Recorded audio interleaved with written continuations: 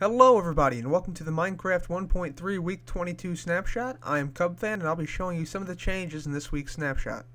So, although it was in the second release of last week's snapshot, the emerald ore has been changed to the green texture, and when you mine it you get these green emeralds back, and you can now craft them into emerald blocks as seen here with this green texture and then sort of a diamond shape to it. You can craft that by just placing emeralds in your crafting table like so.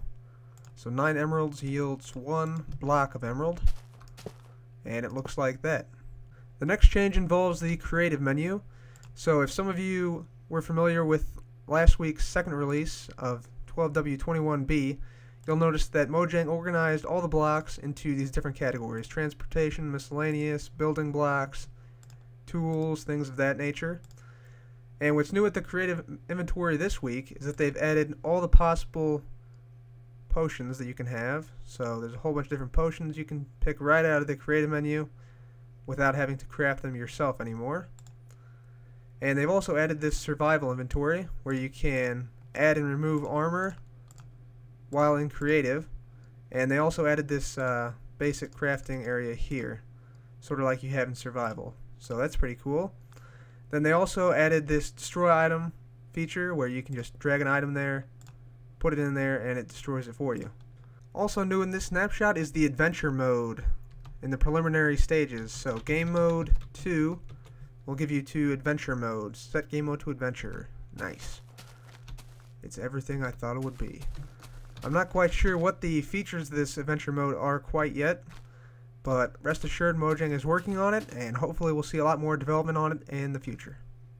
The next interesting change is the ability to craft tripwires. So tripwires are crafted with oak planks, a stick, and an iron ingot stacked on top of each other like that, and you get 2 tripwire hooks.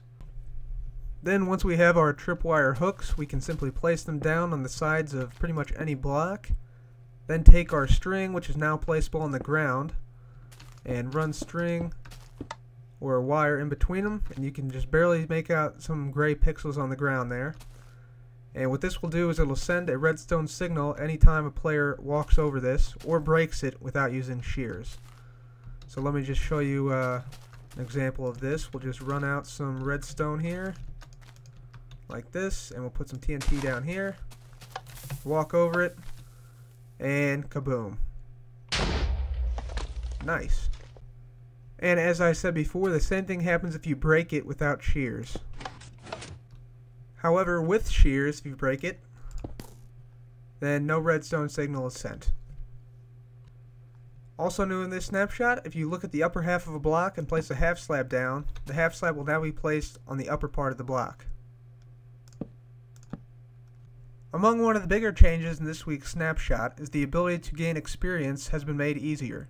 So, you can now gain experience from mining, which I'll show you here. You see my experience level going up. And you can also get experience now from mining mob spawners, as well as smelting items. So when I take these iron ingots out, watch what happens to my level down here. So I just leveled up to level 9. And also, the experience levels themselves have been made linear. So you no longer have to grind more for additional levels. And I'll be talking more about enchanting right now, actually. Okay, so there has been some major changes to enchanting in this week's snapshot.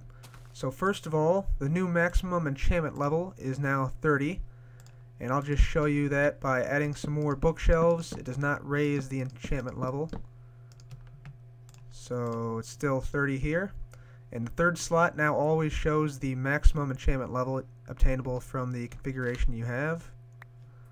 So that means that 15 bookshelves like this now yield the maximum enchantment level. And they've also added a feature which will increase the likelihood of you getting multiple enchantments on this pick, and that's pretty good enchantment I got there. Also in this snapshot, villager trading has been tweaked slightly. So there are now trades which require 2 inputs. So here we have 10 gravel and 1 emerald will give us 3 flint. So that's sort of interesting. Another significant change in villager trading is that you can now get enchanted items from villagers. So for instance, here we have diamond axe and emeralds will get us an enchanted axe with Unbreaking 3 and Fortune 1 on it. And apparently you can get some really good enchantments. So here you have a really good iron sword that you can get for just an iron sword and 3 emerald. So, awesome. One of the major changes in this week's snapshot is the addition of jungle temples. So you'll remember that desert pyramids were added last week. And let's go ahead and see what this jungle temple is all about. So we come in here, we got some torches, we can light the room up. Let's see what we got back here. Nothing much back here. We'll keep heading down into this jungle temple. And I hear there's a bunch of booby traps and tripwires, so let's see. Ooh, sweet. Let's see what this does. Something opened. Holy mackerel. Was that pistons? Oh man. Okay, let's see. Oh, yep, tripwire here. Looks like a dispenser there with arrows. Yeah, that's pretty awesome. Then we got a chest here with some goodies in it, and another tripwire.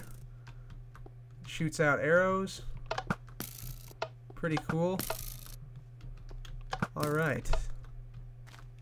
Cool stuff. Alright, and I figured out what exactly these levers do, guys. So you'll hear these pistons moving around here. So if we come up here, it opens up this area down here. And in this thing we have some diamonds, we got some gold ingots, iron, some good stuff down here. So that's pretty cool. It's like a hidden room where you can find a bunch of different stuff. And then we're back out to the area we started off in. So that's all for the jungle temple. And finally, in this snapshot, there are some small changes regarding rain. So you'll see all these cauldrons are currently empty, and we just have some leaf blocks up here. So now if I toggle downfall and make it rain,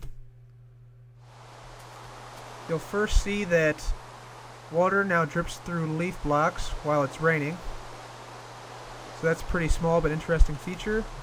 And then these cauldrons will fill up with water, and it sometimes takes a while. So let me just sit here for a while and I'll show you that the cauldrons do indeed fill up with water while it's raining. There it is. Yep. So yeah, cauldrons definitely fill up when it is raining, but not very often, seeing as all these still have not filled up. So cauldrons do indeed fill up while raining, but it is very, very rare. And it's a little bit different from when you fill it with your water bucket, because it only fills it about halfway up. But that's all the changes I could find in this week's snapshot, so thank you all very much for watching. This has been CubFan. Goodbye.